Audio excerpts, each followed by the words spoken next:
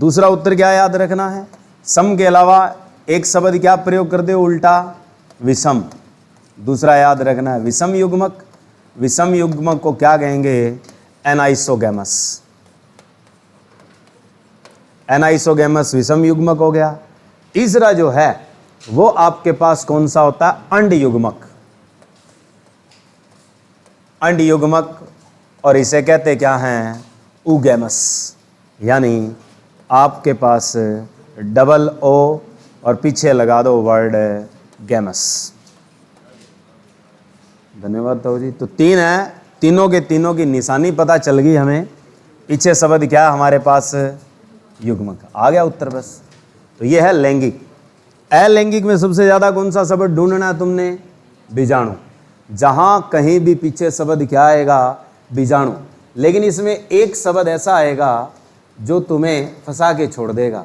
बस वो एक अपवाद याद रखना है जिसमें बीजाणु शब्द नहीं होता, उसका नाम है एकाइनिट्स। और यही एग्जाम में क्वेश्चन आता है, क्योंकि बाकी बच्चे तो याद कर लेते हैं बीजाणु वाले, स्पोर्स। यानी जहाँ पीछे वर्ड आएगा इनके क्या, स्पोर। स्पोर वाले जितने भी आएंगे वो सारे कौन से जनन आएंगे, अलैंगिक। एक अपवाद मिलेगा तुम्हें और वही याद रखना है, वो आपके पास एकाइनिट्स। एकाइनिट्स का ही एग्जाम्पल सबसे ज़्यादा एग्जाम में पूछा जाता है कि सवालों में अलैंगिक जनन निम्नलिखित में से है तो कौन सा, वो एकाइनिट्स का ही आता है। ऑप्शन दे देगा तुम्हें 3 ये और 1 ये। अब आप क्या है, इनमें भी क्या है हमारे पास क्या है, कन्फ्यूज़न होती है। ये शब्द अलग होता है तो ये अलग ही है जो आपका क्या आंसर है, क्योंकि ये युग्मक वाले कौन से होते हैं, सारे लैंगिक। अब ढूंढना बहुत आसान है, तो इसीलिए सपोर्स में आए तो ढूंढना आसान हो जाएगा लैंगिक, सपोर्स में ना हो तो ढूंढना आसान अलैंगिक में है, तो वो एक ही उत्तर मिलता है तुम्हें ज़्यादातर कौन सा, अकाइनेट्स। बाकी कौन कौन से होते हैं, बाकी होते हैं चल बीजाणु, अचल बीजाणु, यानी जूस्पोर, चल बीजाणु। चल बीजाणु को कहते हैं जूस्पोर। दूसरा होता है अचल बीजाणु, अप्लेनो स्पोर। तीसरा है समय बीजाणु, ऑटोस्पोर। समय बीजाणु, क्योंकि देखो सबके पीछे शब्द क्या आ रहा है, बीजाणु आ रहा है, ठीक है। ऑटोस्पोर, टेट्रास्पोर, मोनोस्पोर, डाईस्पोर, स्पोर जहां कहीं भी आ गया वो सारे के सारे कौन से हैं, अलैंगिक। सोचने की आवश्यकता नहीं है, अपवाद याद कर लो कौन सा है, एकाइनिट्स, ठीक है। उसके बाद आता है कायिक या वर्दी जनन। जहां कहीं भी शब्द आपके पास मुख्य तौर पर क्या आ जाए, विखंडन, क्योंकि अजीब शब्द इसमें मिलेंगे, विखंडन वाला आ गया, हार्मोगोन्स आ गया, हार्मोगोन्स, हार्मोगोन्स शब्द मिल जाए तो ये भी आपके पास किस प्रकार का है, कायिक। तो 2 मुख्य हैं, विखंडन, हार्मोगोन्स, और उसके अलावा उसे दूसरा नाम दिया जा सकता है वर्दी जनन। एक शब्द और आता है, कई बार आपने सुना होगा, बडिंग। बडिंग को हिंदी में कहते हैं मुकुलन। तो यहाँ शब्द एक और जोड़ देना है जिसको हम क्या कहते हैं, मुकुलन। मुकुलन वाला इंपॉर्टेंट है, जिसको हम किस शब्द से याद रखते हैं, बडिंग। बडिंग वाला आपने कभी पढ़ा है हाइड्रा के लिए, कि हाइड्रा का जनन कैसा होता है, कायिक। पर कौन सा कायिक होता है, मुकुलन। मुकुलन में कौन सी चीज़ आती है, बडिंग। मुकुलन का मतलब है कि खुद वहीं से संवर्धित होकर अलग होना, कि जैसे ब्रांच बनती है, वो ब्रांच विकसित हो जाए तब उस जगह को क्या है, छोड़कर अपना रूप ले लेती है, वो होती है आपकी बडिंग। विखंडन कैसा होता है, वास्तविक विखंडन नहीं होता, इसमें क्या है, उसी शरीर के अंदर रहते हुए कोशिका बंटवारा होकर तब अलग होता है जीव, वो विखंडन विधि है। एक है हार्मोगोन्स। तो क्वेश्चन इन 2 का सबसे ज़्यादा है, लैंगिक और अलैंगिक। और अलैंगिक का टैग कौन सा है, याद रखना, एकाइनिट्स। बाकी शब्द पकड़ने हैं, लैंगिक आए तो क्या है, युग्मक, और अलैंगिक आए तो क्या शब्द पकड़ना है, बीजाणु। खेल खत्म, ठीक है। आगे ये तो हुई हमारे पास रिप्रोडक्शन की बात। अब बात आती है कि हमारे लिए सवालों का आर्थिक महत्व क्या है, what is the economic importance of algae in our daily lifes, कि हमारे जो दैनिक जीवन में इनका जो उपयोग है वो क्या है। तो एक आधा बताएं जो आपको पता हो, जो डेली लाइफ में ये हमारे काम आते हैं। आजकल खेती में सबसे ज़्यादा काम में लिए जाते हैं। एक तो उर्वरक के तौर पे, दूसरा नाइट्रोजन शिथिलीकरण के तौर पे। तुम्हें पता होना चाहिए कैसे। नाइट्रोजन शिथिलीकरण के लिए नील हरित शैवाल का उपयोग सर्वाधिक कौन सी खेती में किया जाता है?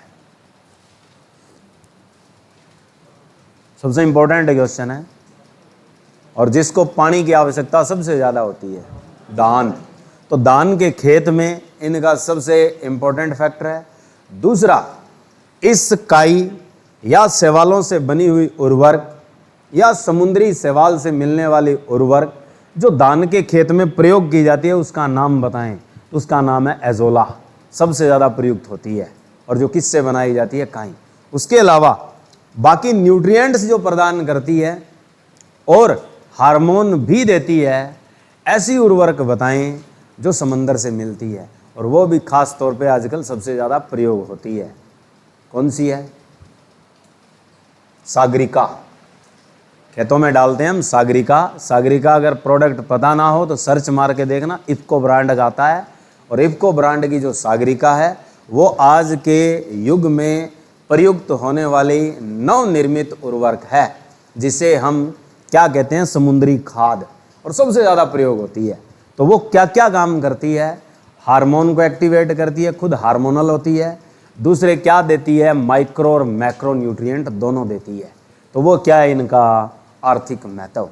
तो पहला आर्थिक महत्व याद रखना है जो एग्जाम में आता है, जो सबसे इंपॉर्टेंट है, जिसका क्वेश्चन उठता है कि समुद्री सलाद किसे कहा जाता है।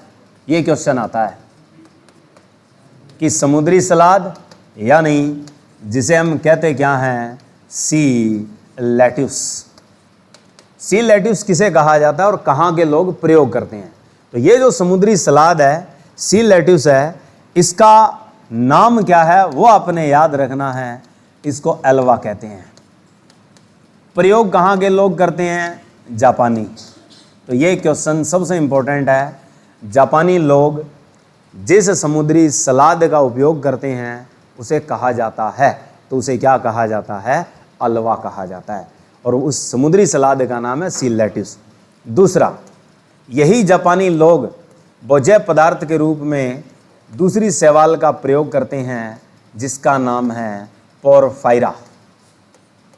दोनों आएंगी कि पोरफायरा और आपके पास अल्वा कहाँ के लोग प्रयोग करते हैं भोज्य पदार्थ के रूप में? तो कहाँ के लोग करते हैं? जापानी। अब बात आती है नंबर 3। चीन वालों को तो कुछ ही दे दो, ना तो करते ही नहीं, नटते ही नहीं है, तो नो स्टॉक। याद रखना कि जो चीनी लोग हैं वो आपके पास कौन सी शैवाल का प्रयोग भोज्य पदार्थ में करते हैं? चीनी लोग जो हैं वो शैवाल का प्रयोग करते हैं कौन सी का? तो वो करते हैं आपके पास नो स्टॉक, क्योंकि वो नॉन स्टॉप ही रहते हैं और नटते नहीं है, कुछ भी आ जाए आगे। ठीक है, तो वो है नो स्टॉक। और मोस्ट इंपॉर्टेंट क्वेश्चन है कि नो स्टॉक कैसी शैवाल है? तो आपने याद रखना नील हरित है। ठीक है, नो स्टॉक का क्वेश्चन आता है आपके पास, नो स्टॉक कैसी शैवाल है? तो ये आपकी नील हरित शैवाल है, और नाइट्रोजन शिथिलीकरण करने वाली सबसे उपयोगी शैवाल भी यही है, नो स्टॉक। ठीक है, दूसरे ने वो लिखवाऊंगा नाइट्रोजन वाली आगे। नंबर 4, अब जो एचएससी ने क्वेश्चन पूछा है खास कि तंबाकू कहाँ के लोग शैवाल से पैदा करते हैं और कौन सी शैवाल से पैदा करते हैं, ये क्वेश्चन एचएससी ने पूछ लिया। ठीक है, तो स्कॉटिश, तो स्कॉटलैंड के लोग कि जो स्कॉटिश है, स्कॉटलैंडिश है, वो आपके पास किस शैवाल का प्रयोग तंबाकू बनाने में करते हैं? तो स्कॉटलैंड के लोग जो शैवाल का प्रयोग करते हैं वो किसके लिए करते हैं? तंबाकू बनाने में।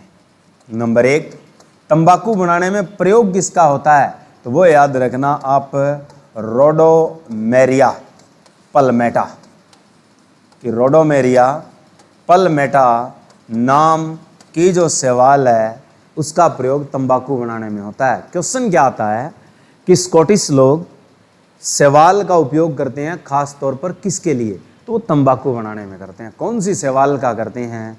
रोडोमेरिया पल्मेटा का प्रयोग करते हैं। रहेगी बात हमारी कि भारत उपमहाद्वीप में, तो भारतीय जो उपमहाद्वीप है सब कॉन्टिनेंट्स ऑफ इंडिया है और प्लस पड़ोसी देश, ये आपके पास कौन सी शैवाल का प्रयोग भोजन के रूप में करते हैं, भोज्य पदार्थ के रूप में करते हैं? खास क्वेश्चन है, मोस्ट इंपॉर्टेंट क्वेश्चन है। ये प्रयोग करते हैं अम्बिलिकस कॉन्ड्रेंस का। याद रखना कि हमारे भारतीय जो प्रयोग करते हैं वो करते हैं अम्बिलिकस, पूरा नाम है अम्बिलिकस कॉन्ड्रेंस, ठीक है। तो अम्बिलिकस का क्वेश्चन आता है कि खास तौर पर कहाँ के लोग करते हैं, तो दक्षिणी भारत के लोग ही करते हैं। जैसे लाइकेन का प्रयोग भी कौन से लोग करते हैं, हमारे दक्षिणी भारत के। ये इंपॉर्टेंट क्वेश्चन है, मोस्ट इंपॉर्टेंट, कि जो शैवालें खास तौर पर भोज्य पदार्थ के तौर पर प्रयोग हो रही है। उसके बाद क्वेश्चन आता है प्रोटीन देने वाली शैवालें, मैंने लिखवा रखी है अगर याद हो तो, कि दो खास तौर पर प्रोटीन के महत्व में आएगी। तो प्रोटीन प्रदान करने वाली शैवाल कौन सी है?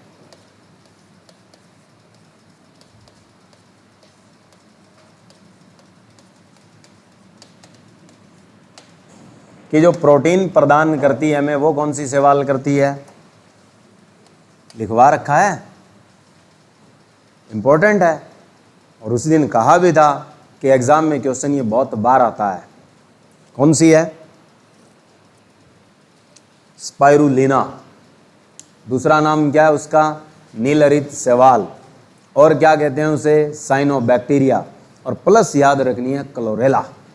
तो दो शैवालें हैं जो प्रोटीन प्रदान करती है। एक तो आपके पास है स्पाइरुलिना, प्लस आपने याद रखनी है क्लोरेला। और क्लोरेला के बारे में अच्छे से मैंने बताया था। कौन सी शैवाल कहा जाता है इसे? अंतरिक्ष शैवाल भी कहा जाता है, स्पेस एल्गी कहा जाता है। स्पाइरुलिना का दो नाम अन्य लिए जाते हैं। एक इसी को ही कहते हैं साइनोबैक्टीरिया, और इसी को ही कहते हैं क्या? Blue green algae. तो जो BZA के नाम से फेमस है ये, BZ और A, तो ब्लू ग्रीन एल्गी यही है। उसके बाद नंबर 7 पे सीधा ही काट दो। अब बात आती है कि अनुसंधान में या औद्योगिक में।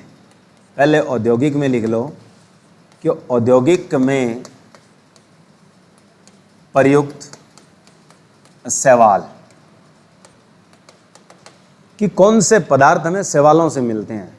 आपकी डेली लाइफ में प्रयुक्त होने वाली बहुत सारी चीज़ें हैं, उनको सबसे ज़्यादा शैवालों से निकाला जाता है। Number 1 cosmetics. कॉस्मेटिक प्रसाधनों में सबसे ज़्यादा प्रयुक्त होने वाला रसायन जो शैवालों से मिलता है उसका नाम है कैरोगेनिन। ये क्वेश्चन आता है एग्जाम में कि कैरोगेनिन किससे मिलता है। कैरोगेनिन जो भी स्लिपरी चीज़ें हम इस्तेमाल करते हैं ब्यूटी कॉस्मेटिक्स में, उनमें सबसे ज़्यादा शैवाल का ही रोल है। दूसरा, जूता पॉलिश करते हैं हम, तो जूते की जितनी भी पॉलिश आती है कैसी होती है? आपके पास वसा रूपी होती है, चिकनी होती है। तो वो भी आपकी किससे प्राप्त होती है? शैवालों से होती है। तो ये दो हो गए हमारे महत्वपूर्ण उपयोग कहाँ? उद्योग के। उसके अलावा आपको आइसक्रीम बनानी है। आइसक्रीम ऐसे बनानी है कि उसमें बर्फ़ जैसा रूप पैदा ना हो। अगर जिसमें बर्फ़ जैसा रूप हो जाए तो बर्फ़ किस रूप में बनती है? पानी से जब बर्फ़ बन जाती है तो बर्फ़ का रूप कैसा है? अगर आपसे कोई पूछ ले तो कैसा होता है? वो तो अवस्था है, रूप पूछा है अगले ने कि form, in which form exist, कि solid exist in the two form, कि जो ठोस होता है वो दो रूपों में बैठता है। एक होता है क्रिस्टलीय, एक होता है अक्रिस्टलीय। तो जो बर्फ होती है वो क्रिस्टलीय होती है। तो आइसक्रीम में क्रिस्टल बनने से रोकने के लिए जो कारक इस्तेमाल होता है उसे क्या कहते हैं? उसे कहते हैं इमल्सिफाइंग एजेंट। इमल्सिफाइंग एजेंट जो होता है वो कहाँ से निकाला जाता है? शैवालों से निकाला जाता है। और वो होता गया है, उसे बोलते हैं आयरिस अगर, क्योंकि आयरिस अगर है। आयरिस अगर किससे मिलता है? कॉन्ड्रस नामक शैवाल से मिलता है। तो ये भी किस में यूज हुआ है? उद्योग में। उसके अलावा आप कहीं भी जाते हो, कोर्ट में जाते हैं तो टाइपराइटर बैठे होते हैं, उनके पास रोल होता है, तो वो टाइपराइटिंग जो रोल होते हैं वो भी आपके किससे प्राप्त किए जाते हैं? सवालों से किए जाते हैं। और कौन से यौगिक से किए जाते हैं उसको कहते हैं आप एल्जीन। एल्जीन भी किससे प्राप्त होती है? शैवाल से। उसके अलावा तापरोधी और ध्वनिरोधी जो पदार्थ बनाए जाते हैं वो भी आपके किससे बनाए जाते हैं? शैवाल से। नाम क्या उसका? अगर अगर। क्वेश्चन आता है अगार अगार कहाँ से मिलता है? ये मोस्ट इंपॉर्टेंट फेमस क्वेश्चन है, ठीक है? तो ये लिख लेना। औद्योगिकरण में जो जो चीज़ें हैं, नंबर 1 क्या आती है आपके पास? आयरिस अगार, ये याद रखनी है। आयरिस अगर कि आपसे पूछ ले कि आयरिस अगर किससे प्राप्त होती है, सिंपल अगर एग्जाम में क्वेश्चन आता है, उत्तर आपका सवाल कि आयरिस अगर किस से प्राप्त होती है, तो सिंपल अगर लॉजिक क्वेश्चन पूछेगा, उत्तर आपका क्या होगा? एल्गी सवाल होगा। लेकिन इतना आसान क्वेश्चन देता नहीं है, अगला थोड़ा और बढ़ा के देगा। अगला कहेगा कौन सी सवाल से मिलती है भाई साहब ये? तो आपने उत्तर लिखना है कॉन्ड्रस, कि कॉन्ड्रस नामक शैवाल से क्या किया जाता है? इसे प्राप्त किया जाता है। प्रयोग कहाँ होती है? It is used as emulsifying agent, यानी इमल्सीकृत कारक है ये। आपके पास कैसा कारक है? इमल्सीफाइंग एजेंट है ये। क्वेश्चन यही आता है कि बताइए निम्नलिखित में से इमल्सिफाइंग एजेंट, इमल्सीकृत कारक जो आइसक्रीम के लिए प्रयोग किया जाता है, इमल्सीकृत कारक कहाँ प्रयोग किया जाता है? आपके पास आइसक्रीम और चॉकलेट के लिए। आइसक्रीम और प्लस याद रखना चॉकलेट के क्रिस्टल बनने से रोकने के लिए, कि इनके क्रिस्टल नहीं बनने देने, क्रिस्टल बनने से रोकने के लिए। क्योंकि आप जैसे आइसक्रीम खाते हो वो पिघल भी जाए और दोबारा जमाते हो तो वैसी रहती है जैसे वो पहले थी, नया रूप नहीं लेती, क्रिस्टल नहीं बनाती, बर्फ़ जैसा आभास नहीं देती। तो जैसी वो होती है वैसी रहती है। ऐसे ही चॉकलेट है, चॉकलेट बिल्कुल फ्रेश पैकेट में होती है, गर्मियों में पिघल जाती है, आपने देखा होगा। आप कहाँ रख देते हो? फ्रिज में रख देते हो तो वापस वैसी बन जाती है, और बर्फ़ जैसा आभास तो नहीं होता उसमें। ऐसा क्यों? क्योंकि उसमें एक एजेंट मिला हुआ है। कौन सा एजेंट मिला हुआ है? इमल्सीकृत कारक मिला हुआ है। कहाँ से प्राप्त किया जाता है? शैवाल। उसको कहते क्या हैं? आयरिस अगर। कौन सी शैवाल से मिलता है? ये याद रखना आप, कॉन्ड्रस। ये आपका सबसे दाकड़ क्वेश्चन है। जैसे आप रेलवे के एग्ज़ाम देना चाहोगे, एसएससी के एग्ज़ाम देना चाहोगे, वहाँ ये टैगिंग मिलती है। उसके बाद नंबर 2 पे आता है अगर अगर। अगर अगर अगर अगर ये पदार्थ है, कारक है ये। आपसे पूछे कि कहाँ से मिलता है, तो सीधा सा ऑप्शन मिलेगा पहले नंबर पे सवाल। अगर बहुत ही आसान क्वेश्चन आएगा तो अगर अगर जो प्राप्त किया जाता है वो किससे किया जाता है? सवाल से। अब आपसे कहे कि ये वर्ग कौन सा होता है सवालों का, जिसे एक स्पेशल नाम देना है कि अगर अगर देने वाले सवालों का वर्ग क्या कहलाता है? इसे कहते हैं एगेरोफाइटस। याद रखना कि ये वर्ग स्पेशल नाम से जाना जाता है। इसे क्या कहते हैं हम? एगेरोफाइटस। क्वेश्चन आता है ये कि आपके पास अगार अगार प्रदान करने वाले सवालों का वर्ग कहलाता है, उसे कहते हैं हम एगेरोफाइटस। अब बात आती है कि कौन सी सवाल से मिलता है ये। अब ये होता कैसा है? अगर अगर आप देखते हो तो जेल जैसा होता है, तो एक जेल से ही शब्द बन जाएगा जेलेडियम, कि आपके पास किस नामक सवाल से प्राप्त किया जाता है? जेलेडियम। खास क्वेश्चन है, यही आता है इसका एग्जाम में कि किस नामक सवाल से अगर अगर प्राप्त होती है, तो जेलेडियम का ऑप्शन आता है, क्योंकि जेल जैसा है तो जेलेडियम। अब बात आएगी इसका उपयोग कहाँ करते हैं हम, ये जरूरी है। तो आपके पास 2 जगह इसका मोस्ट इंपॉर्टेंट क्वेश्चन है। एक तो होता है तापरोधी, जहाँ कहीं भी हमें तापरोधी पदार्थ प्रयोग करना हो तो वहाँ किसका प्रयोग करेंगे, अगर का। प्लस जहाँ कहीं हमने ध्वनिरोधी पदार्थ लेके आना है तो वो भी हमारे पास कौन सा है, अगर। ये क्वेश्चन बनता है कि ऐसा पदार्थ जो तापरोधी यानी एंटी थर्मल, एंटी साउंड होता है, वो आपका कौन सा है, जो सवाल से मिलता है वो कौन सा है, अगर है। उसके बाद नंबर 3 पे आपने याद रखना है एल्जीन। सबसे दाकड़ क्वेश्चन इसी का ही आता है, क्योंकि आपको मैंने बताया था टाइपराइटर रोल जो बनाए जाते हैं वो किससे बनाए जाते हैं, तो इसी से बनाए जाते हैं, क्या है, एल्जीन। ठीक है, कि मान लो एलजी वाले कारतूस से आपने फायर कर दी, कोर्ट में जाओगे तो कोर्ट में अल्फिया बयान दोगे तो टाइप करवाओगे, तो टाइपराइटर रोल इसी से बने होते हैं। ठीक है, पहली बात तो ये बतानी है सवाल। फिर नंबर 2 पे बात आती है कि ये कौन सी सवाल से मिलता है हमें, तो एल्जीन एलेरिया और लेमिनेरिया से मिलती है। एल्जीन में ए है तो पहली सवाल कौन सी है, एलेरिया, और एक आपके पास लेमिनेरिया। एलेरिया, लेमिनेरिया, एक होती है ग्रेसिलेरिया ये होती है। ग्रेसिलेरिया जेलेडियम वाले में जाएगी, याद रखना, बहुत ही रेयर है, पर आपको ये जरूर याद रखनी है। ये सवालें होती कैसी है, तो ऑप्शन में आप लिख लेना, ये आपकी बुरी सवाल होती है। अब बात आती है कि ये प्रयोग कहाँ होता है। सबसे इंपॉर्टेंट बात प्रयोग की होती है, बाकी चीज़ें बहुत ही कम पूछी जाती है।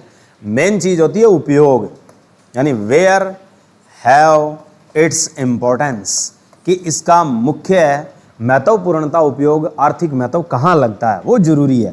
तो नंबर 1 आती है कि जहाँ कहीं भी टाइपराइटर रोल बनाए जाते हैं तो टाइपराइटर रोलर को बनाने में किसका उपयोग होता है, एल्जीन का। प्लस अग्निरोधी फिल्में, कि जहाँ कहीं भी अग्निरोधी जो फिल्म बनाई जाती है, एंटी फायर फिल्म बनाने में जो हम प्रयोग करते हैं वो किसका करते हैं, एल्जीन का करते हैं। ये 2 क्वेश्चन फिर बनते हैं यहाँ, इंपॉर्टेंट है दोनों। नंबर 1 आता है टाइपराइटर रोल बनाने में, और नंबर 2 आता है अग्निरोधी फिल्म बनाने में। अब देखो, एक तो होती है तापरोधी, एक होती है अग्निरोधी, दोनों में अंतर है।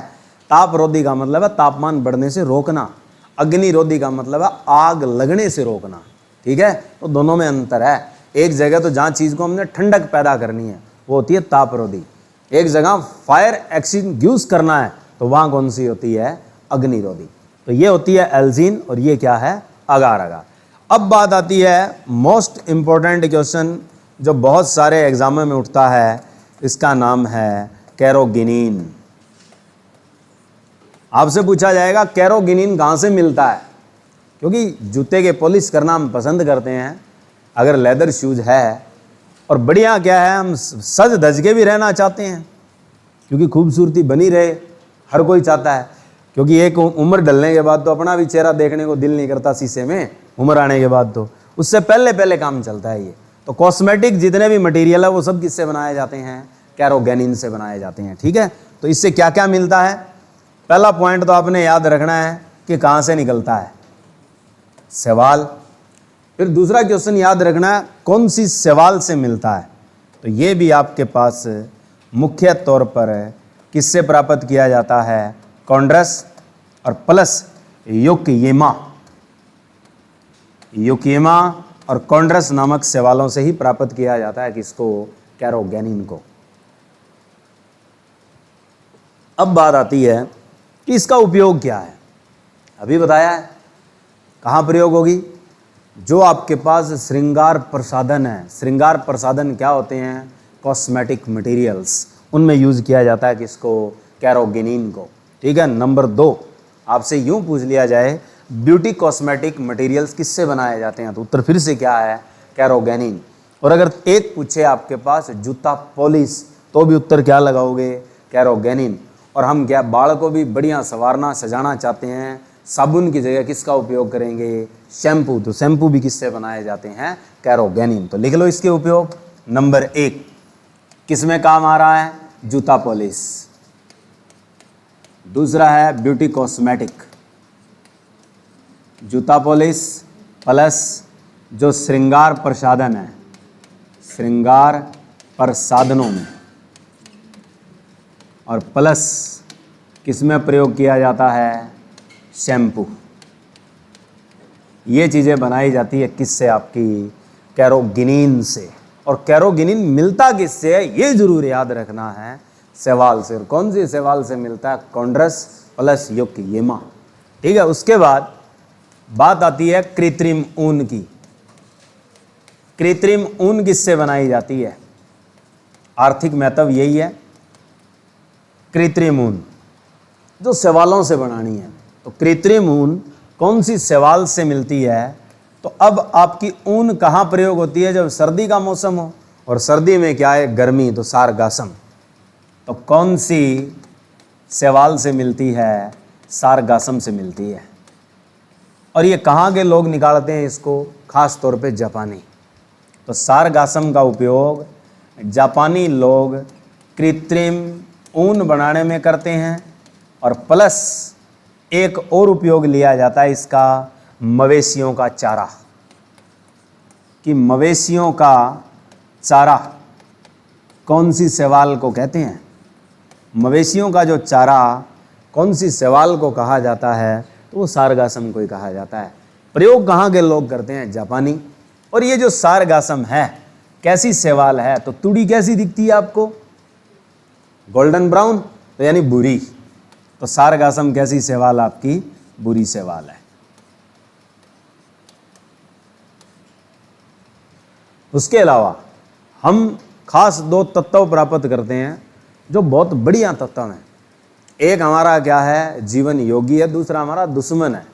एक आपके पास आयोडीन, कि आयोडीन किससे प्राप्त की जाती है, मोस्ट इंपॉर्टेंट क्वेश्चन है ये वाला, ट्रिपल स्टार क्वेश्चन है जो बहुत सारे एग्जामों में आया है, कि आयोडीन किस शैवाल से मिलती है। आयोडीन जो है वो किस शैवाल, इसके ऊपर कथन भी आते हैं। एचएससी ने कथन के तौर पे पूछा है इसे, कि आयोडीन के लिए निम्नलिखित में से कौन सा कथन सुगम या सम है। उसमें वो लिखता है कि आयोडीन समुद्री घासों से प्राप्त होती है। फिर लिखता है आयोडीन समंदर में पाए जाने वाली शैवाल से प्राप्त की जाती है, और आयोडीन फलानी शैवाल से मिलती है। फिर वो कथन बना के लिखता है कि एक ठीक है, पहला दूसरा ठीक है, दूसरा तीसरा ठीक है, और या तीनों ही ठीक है। ठीक है। तो पहले नंबर तो शैवाल क्या होती है, सीवीडी होते हैं, समुद्री घासित होती है, बात सही है। दूसरे नंबर पे क्या है, सीवीडी को हम क्या कह देंगे, शैवाल, और फिर उसका नाम आ जाएगा, कथन तीनों ही सही हो जाते हैं। तो आपकी किस शैवाल से मिलती है, तो नंबर 1 आपने याद रखनी है, बुरी शैवाल। आयोडीन जो मिलती है वो बुरी शैवाल से मिलती है। कौन सी बुरी शैवाल से मिलती है, तो आपको याद रखना है लेमिनेरिया से, कि लेमिनेरिया से प्राप्त की जाती है हमारे पास आयोडीन। और आयोडीन का वास्तविक रंग कैसा होता है, अगर आपसे पूछे, हाँ बैंगनी, कैसा रंग होता है इसका, बैंगनी, वायलेट कलर की होती है आयोडीन, कि it's colour be violet. Iodine का खुद का रंग वायलेट होता है, प्राप्त किससे होती है, बुरे से होती है। और कौन सी शैवाल है वो आपकी लेमिनेरिया। एक याद रखनी है जो हमारे लिए बहुत ही खतरनाक चीज़ है, और जो अधातु है तो ये भी अधातु, ये एक ऐसी अधातु है जो चमकशील होती है, अपवादी है, कि एक ही अधातु ऐसी है जिसके पास धातुओं जैसी चमक पाई जाती है। क्योंकि चमक कब चढ़ती है, आए दिन, तो आए दिन में क्या है, आयोडीन। और एक क्वेश्चन आता है कि आपके पास ऐसी अधातु जो आपकी लिक्विड अवस्था में पाई जाती है, वो कौन सी होती है, ब्रोमीन। ठीक है। तो ब्रोमीन आपके पास किस शैवाल से मिलती है, यानी बंदा ब्रोमीन होती कैसी है वैसे दिखने में, रेड, लाल होती है, लाल द्रव है, धातु कहा जाता है ब्रोमीन को। अब कोई बंदा बुरा काम कर दे तो सामने वाले को गुस्सा आता है, क्या हो जाता है, लाल। इसको याद कैसे रखना है, कि किसी के एक ही बेटा था रोडिया, मेले में खो गया, तो क्या है, बंदे गुस्से से क्या हो चुके हैं फिर घर वाले, लाल। तो उसका नाम है रोडोमेला, कि रोडिया बेचारा एक ही था, अपने माँ बाप का मेले में खो गया, तो उसके माँ बाप गुस्से में क्या है, बुरा काम हुआ है तो गुस्से में क्या हो चुके हैं, लाल। तो बुरा काम हुआ तो ब्रोमीन कैसी होती है, लाल। तो लाल शैवाल से मिलती है, और कौन सी शैवाल से मिलती है, रौडोमेला। तो ये कैसी शैवाल आपकी, लाल शैवाल है। इंपॉर्टेंट क्वेश्चन है दोनों, आयोडीन वाला भी और प्लस याद रखना आपने ब्रोमीन वाला भी, दोनों के दोनों दाकड़ क्वेश्चन है और नाम से आते हैं कि किस नामक शैवाल से प्राप्त किया जाता है। तो एक है लेमिनेरिया, दूसरी कौन सी है, रौडोमेला। ठीक है। उसके बाद शैवाल जो है वो अनुसंधान में भी काम आती है। अनुसंधान का मतलब खोज, तो वो भी याद रखो कि जो हमारी शैवाल है वो आपके पास अनुसंधान में प्रयोग की जाती है। कौन कौन सी, तो 3 मुख्य कार्य जुड़े हुए हैं किसमें, रिसर्च में। शैवाल अनुसंधान में कहाँ काम आती है, तो in research phenomena algae used as, यानी किस किस काम में ली गई है। तो 3 मुख्य कामों में प्रयोग की जाती है और वो तीनों पूछी जाती है एग्जाम में। नंबर 1 पूछी गई है कि प्रकाश संश्लेषण खोज से जुड़ी हुई शैवाल कौन सी है, यानी with photosynthetic research which algae be associate, कि प्रकाश संश्लेषण से खोज में या अनुसंधान में अगर शैवाल जोड़ी गई है तो प्रकाश किस में होता है, सूरज में, प्रकाश में। और प्रकाश का उल्टा क्या होता है, अंधेरा। अंधेरा कैसा दिखता है, काला, तो क्लोरेला। आपके पास ये इंपॉर्टेंट क्वेश्चन है कि क्लोरेला नामक शैवाल को किस अनुसंधान में उपयोग किया जाता है, तो किसके लिए किया जाता है, फोटोसिंथेसिस के लिए प्रयोग किया जाता है। नंबर 2 जीव द्रव्य यानी प्रोटोप्लाज्म, वर्ड आए प्रोटोप्लाज्म, और या आपके पास वर्ड कौन सा दे दे अगला, कोशिका द्रव्य। कोशिका द्रव्य या जीव द्रव्य ऐसा दिया हुआ है तो कोई भी जीव अच्छा काम करता है तो हम कहते हैं वेल। तो इसके लिए जो प्रयोग होती है वो होती है आपके पास कौन सी शैवाल है, वेलोनिया। तो वेलोनिया नामक शैवाल का प्रयोग किस अनुसंधान से जुड़ा हुआ है, तो आपने याद रखना है जीव द्रव्य, और आपके पास कोशिका द्रव्य नामक खोज से कौन सी शैवाल टैग है, वेलोनिया। तीसरी याद रखनी है कोशिका के केंद्रक की खोज से, कि केंद्रक की खोज से जुड़ी शैवाल कौन सी है, वो है आपके पास एसिटाबुलेरिया। एसिटाबुलेरिया नामक वो शैवाल है जो सबसे छोटी एक कोशिकीय शैवाल मानी जाती है, किसके साथ में, क्लेमाइडोमोनास के। ये लिखवाऊंगा, पहले इतना याद रखो कि अनुसंधान में उपयोग होने वाली 3 ही शैवाल पूछी जाती है। वही चीज़ें रिपीट हो रही है बार बार, क्योंकि ये तो बहुत ज़्यादा आती है जो ऊपर ही ऊपर लिखी हुई है। इसको खास तौर पे फोकस करना है तुम्हें, क्योंकि इसके क्वेश्चन सबसे ज़्यादा अड़ते हैं एग्जाम में। क्लोरेला प्रकाश संश्लेषण से जुड़ी हुई है, दूसरा इसी को अंतरिक्ष शैवाल कहते हैं, और इसी से खास एक एंटीबायोटिक बनाई जाती है जो कमरे के ताप से ऊपर के ताप पे भी क्या स्टैंडर्ड रहती है, 120 डिग्री सेल्सियस तक, और उस सब्सटेंस का नाम लिखवाया है क्लोरेलिन। ठीक है, जो हर बैक्टीरिया के खिलाफ लड़ सकती है, चाहे वो ग्राम पॉजिटिव हो चाहे वो ग्राम नेगेटिव हो। तो इसलिए क्वेश्चन बड़ा तकड़ा बनता है किसका, क्लोरेला का। तो ये तो हुआ कौन सा काम, अनुसंधान। अब बात आती है नाइट्रोजन शिथिलीकरण करने वाली, क्योंकि खेती में भी तो काम लेना है। तो ये आ गया कृषि उपयोग। कृषि में क्या काम आएगी, कृषि में इसका क्या महत्व है, तो मोस्ट इंपॉर्टेंट महत्व है एक ही, जिससे हम यूरिया का उपयोग ना करके एक ऐसा ऑर्गेनिक मेथड लगाएं जिससे नाइट्रोजन की पूर्ति हो जाए। किसके लिए, फसल के लिए। यही चलता है आजकल कि भाई हम यूरिया का इस्तेमाल छोड़ें और कैसी खेती करें, ऑर्गेनिक। तो यानी ज़्यादातर जो टैग है वो यूरिया को हटाना है। यूरिया को हटाने का मतलब हमारी बॉडी से यूरिक एसिड को हटाना है, क्योंकि यूरिया की जितनी चीज़ें खाएंगे हम, यूरिक एसिड पे सबसे ज़्यादा असर पड़ेगा। यूरिक एसिड पे असर पड़ेगा तो किडनी पे असर पड़ेगा, किडनी सही से काम नहीं कर पाएगी तो खून साफ सही से नहीं होगा, और इसलिए क्या, खून कहाँ पे जाके अटैक करेगा, हार्ट पे।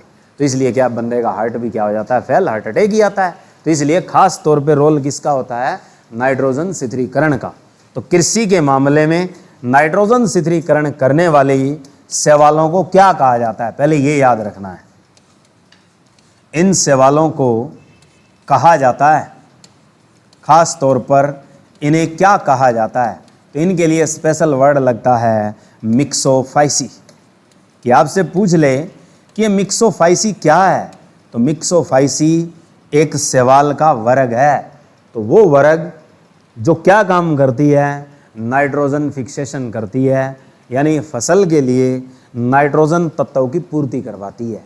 अब इसमें मुख्य काम कौन करती है, तो नाइट्रोजन में न है तो पहला शब्द न ही आएगा उसमें, नोस्टॉक।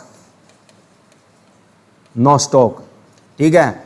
ना नहीं करना तो आप कहते हैं ना ना कर यार, उन्ने बुन्ने भी ना देख, तो एनाबीना, ठीक है। तो दूसरा जो नाम है वो क्या याद रखना है, एनाबीना। मुख्य अगर कभी भी टैग करे तो उत्तर क्या याद रखना है तुमने, नोस्टॉक। कि नाइट्रोजन शिथिलीकरण करने वाली मुख्य शैवाल कौन सी है, तो टैग याद रखना है क्या, नोस्टॉक। हो सकता है और ही आसान क्वेश्चन दे दे अगला, तब याद रखना है कौन सी शैवाल, नील हरित शैवाल। तो ये क्वेश्चन कहाँ बनता है कि धान की खेती में, लिख लो काम आएगा, धान की खेती में नाइट्रोजन शिथिलीकरण करने वाली शैवाल कौन सी है। तो धान की खेती में, तो धान की खेती में नाइट्रोजन शिथिलीकरण करने वाली शैवाल, मुख्य शैवाल कौन सी है, सिंपल क्वेश्चन याद रखना है छठी क्लास का, जिसका नाम क्या है, नील हरित शैवाल। ये आता है धान के खेत के लिए, यही क्वेश्चन आता है नील हरित शैवाल का। और दूसरा एक क्वेश्चन मैंने सबसे पहले बताया था कि धान के खेत में हम शैवालों से प्राप्त उर्वरक इस्तेमाल करते हैं, कौन सी करते हैं, बढ़िया लेवल का क्वेश्चन है, एजोला। क्या आएगी, एजोला। लिख लेना, बहुत बार पूछी गई है कि धान की खेती के लिए, धान की खेती के लिए सीविड, सीविड्स फर्टिलाइजर, ठीक है। तो सीविड जो फर्टिलाइजर है वो कौन सी प्रयोग करते हैं, यानी समुद्री घास उर्वरक। कि समुद्री घास जो उर्वरक है हम धान के लिए प्रयोग करते हैं, वो आपकी कौन सी है, एजोला। ये आपका ट्रिपल स्टार क्वेश्चन है, बहुत तगड़ा क्वेश्चन है। और ये पूर्ति किसकी करते हैं, खास तौर पे नाइट्रोजन की।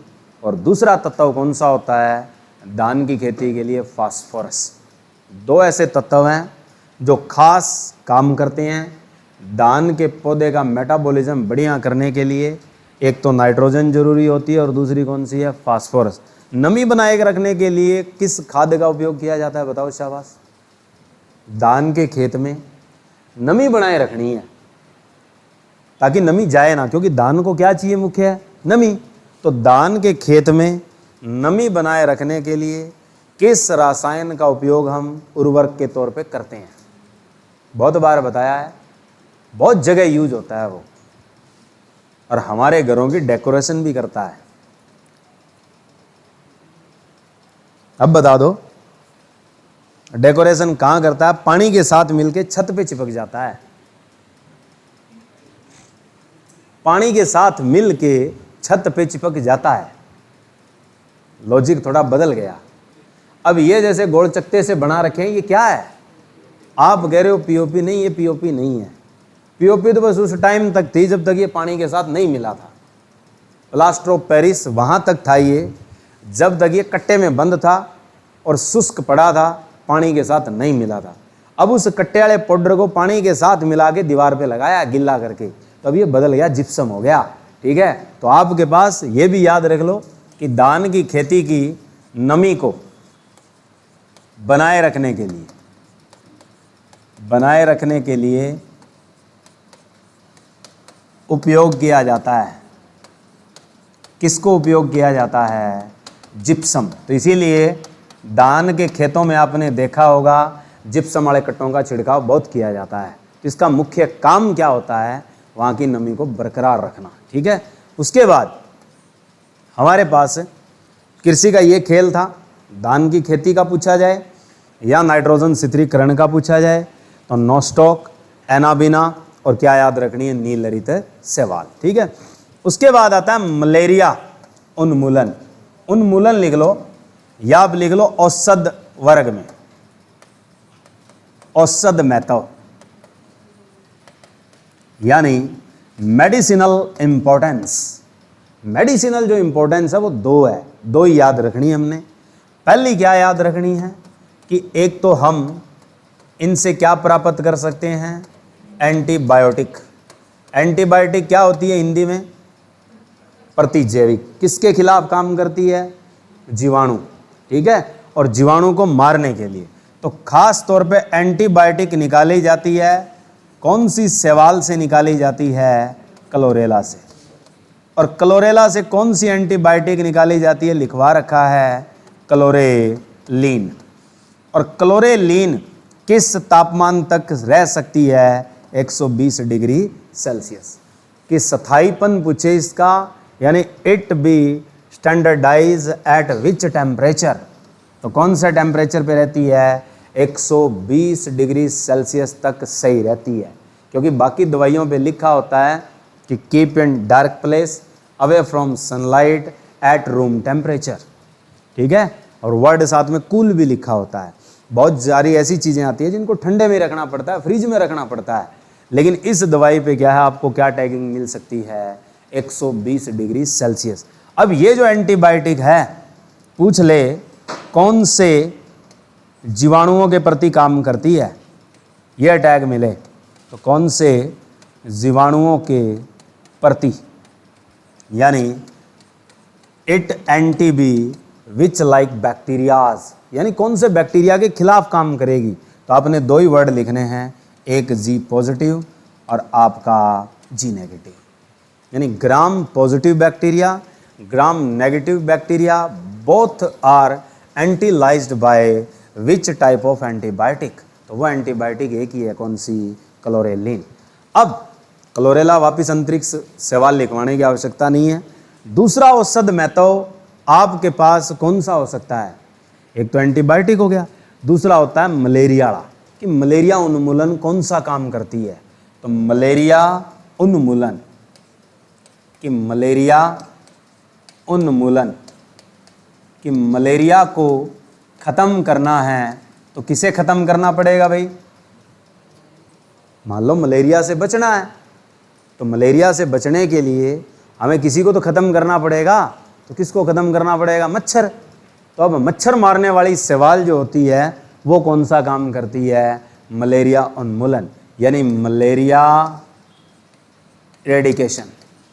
मलेरिया जो इरेडिकेशन होती है ये आपके पास किसके द्वारा होती है? शैवाल।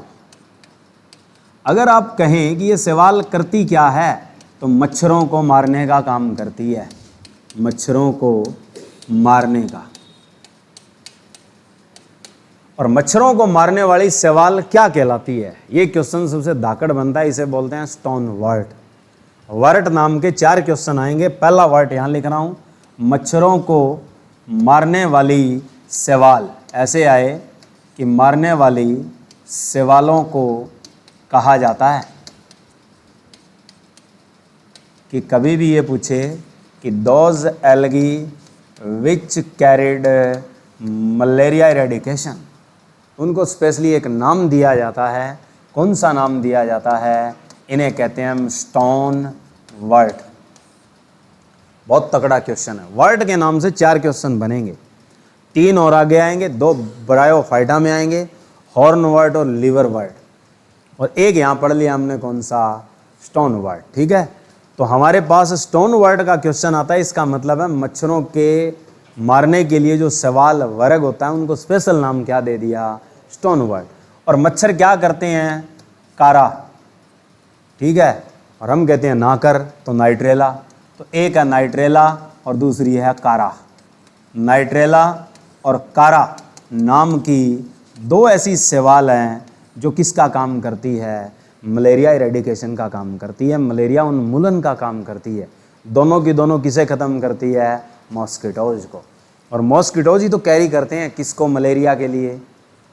मलेरिया के लिए मच्छरों के द्वारा हमारे शरीर में रुगण हो जाता है, यानी इंजेक्ट हो जाते हैं कौन, जिससे मलेरिया फैलता है। तो मलेरिया किस से फैलता है, बताया था ना, है प्लाज्मोडियम। प्लाज्मोडियम किस में आते हैं, प्रोटोजोअन। तो यानी मलेरिया खत्म करना है तो पहले किसे खत्म करना पड़ेगा, मच्छर को। मच्छर ही नहीं होंगे तो रुगण ही नहीं होगा, रुगण नहीं होगा तो बच जाएंगे। तो ये दो कैसे काम हुए अपने, औषध वाले। अब बात आती है विषैले, यानी विषैला पदार्थ पैदा करना या जलाशयों के प्रति, जलाशयों के प्रति हानि, यानी लॉस टूवर्ड्स वाटर रिजर्वर, कि जो इनकी जलाशयों के प्रति हानि है वो कैसी कैसी हो सकती है। या ये विषैला पदार्थ कहाँ पैदा करते हैं, तो जलाशयों में। नंबर 1, जहाँ कहीं भी गांव में जोड़ बने हुए हैं, झील है या तालाब है, ठीक है, उन सब में आपके पास शैवाल पनपती है, काई होती है। वो काई क्या करती है, एक विषैला पदार्थ छोड़ती है जिससे हमारे पशु भी बीमार हो सकते हैं, नंबर 1। नंबर 2, उस जल के जितने जलीय जीव हैं वो सारे साफ हो सकते हैं। मुख्य तौर पे क्या आती है, मछली और बाकी छोटे जीव, तो वो इस विषैले पदार्थ से क्या हो जाएंगे, मर जाएंगे। तो ये जलाशयों के प्रति क्या हुई हमारी एक हानि। ये तो ये एक जलाशय की जो पशुओं के खिलाफ और जानवरों के खिलाफ काम कर रही है। दूसरा, बड़े जलाशय जैसे समंदर है, समंदर में क्या चलानी है हमने, जहाज। तो जहाज के प्रति जो शैवाल अपना विरोध पैदा करते हैं वो किससे करते हैं, ये क्वेश्चन आए हुए हैं। CGL, MTS और CHSL में पूछे जाते हैं, CPO में पूछे जाते हैं, बढ़िया लेवल का क्वेश्चन है। तो आपके पास सिंपल क्वेश्चन आता है छठी कक्षा में, शैवाल अगर पढ़ोगे तो वहाँ ये शब्द है कि समंदर में शैवाल क्या पैदा करती है जिससे बड़े बड़े क्या शिप्स ट्रैग हो जाते हैं, तो वो होते हैं जल अम्फान, वाटर ब्लूम्स। तो वाटर ब्लूम्स कहाँ बनते हैं, किस से बनते हैं, तो जलाशयों में बनते हैं। और किस से बनते हैं, शैवाल से बनते हैं। और वो वाटर ब्लूम एक तरह से जलाशयों के प्रति क्या पैदा करेगी, हानि। ठीक है, तो ये दो हानियां लिख लेना। नंबर 1 कि जलाशयों में विषैला पदार्थ जो शैवाल स्त्रावित करते हैं, सेक्रेट करते हैं, कि शैवाल एल्गी सेक्रेट विच टॉक्सिक सब्सटेंस और मटेरियल रिलीज इन रिजर्वर्स, यानी वाटर रिजर्वर्स में जो सेक्रेट या रिलीज करती है वो कौन सा टॉक्सिक मटेरियल है या सब्सटेंस है जो बनाती है। तो मैंने एक दिन लिखवाया था ये तुम्हें, उसका नाम है हाइड्रोक्सिलामीन। क्योंकि मैंने कवक में भी बताया था तुम्हें कि कवक और शैवाल दोनों जलाशय में विषैला पदार्थ पैदा करती है। कवक भी पैदा करता है जिसका नाम था क्या, आपके पास एफ्लाटॉक्सिन। और जो शैवाल पैदा करती है वो कौन सी करती है, हाइड्रोक्सिलामीन। ये विषैला पदार्थ पूछा जाता है कि शैवाल कौन सा टॉक्सिक मटेरियल आपके जलाशयों में छोड़ती है जो पशुओं को हानि पहुंचाती है, पशुओं को हानि पहुंचाती है प्लस मछलियों को मार देती है।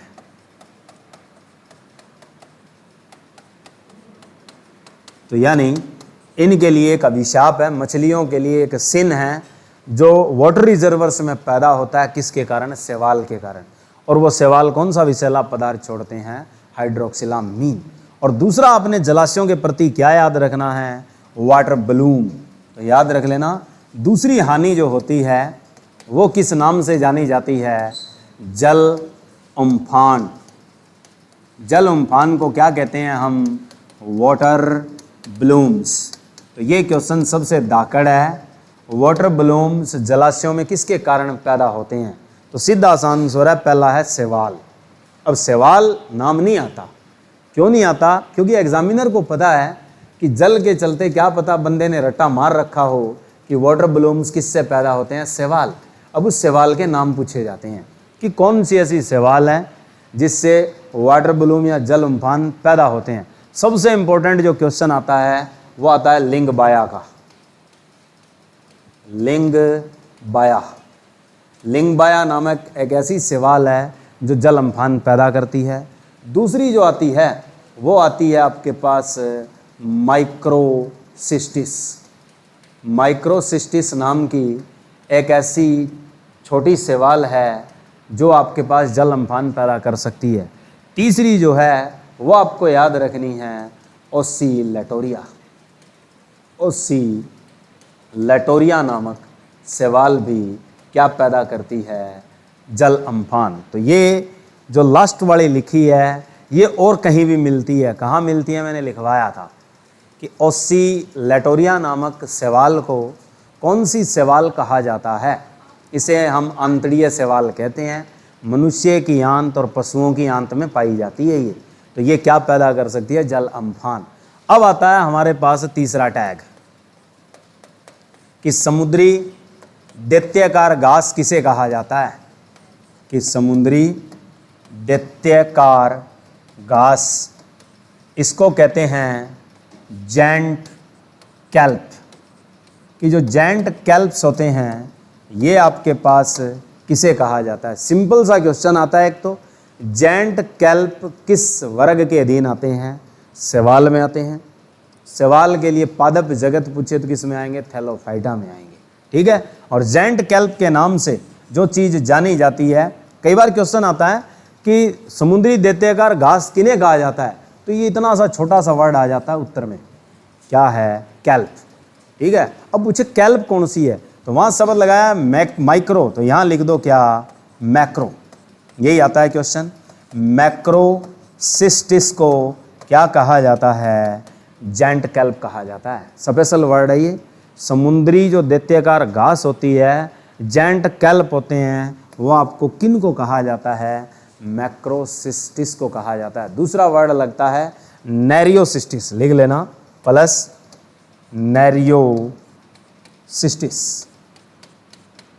नाम तो ऐसे ऐसे पड़े हैं जो बहुत इंपॉर्टेंट है, लेकिन ये ज़्यादा आते कहाँ हैं?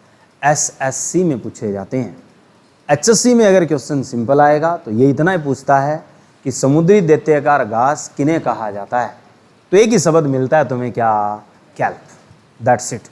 एक आता है वाटर ब्लूम्स किससे पैदा होते हैं? जलाशयों में। तो सिंपल सा क्वेश्चन आएगा, ऊपर जो लिखा हुआ है क्या? शैवाल, या नीचे पहले नंबर का क्या बनता है? लिंग बाया। ये क्वेश्चन सबसे ज़्यादा आता है। और उसके अलावा जलाशय, ये दोनों क्वेश्चन याद रखो कि जलाशयों में आपके पास विषैला पदार्थ कौन सा पैदा होता है? तो कौन सा पैदा होता है? हाइड्रोक्सिलामीन। ठीक है। लो आज के लिए इतना ही।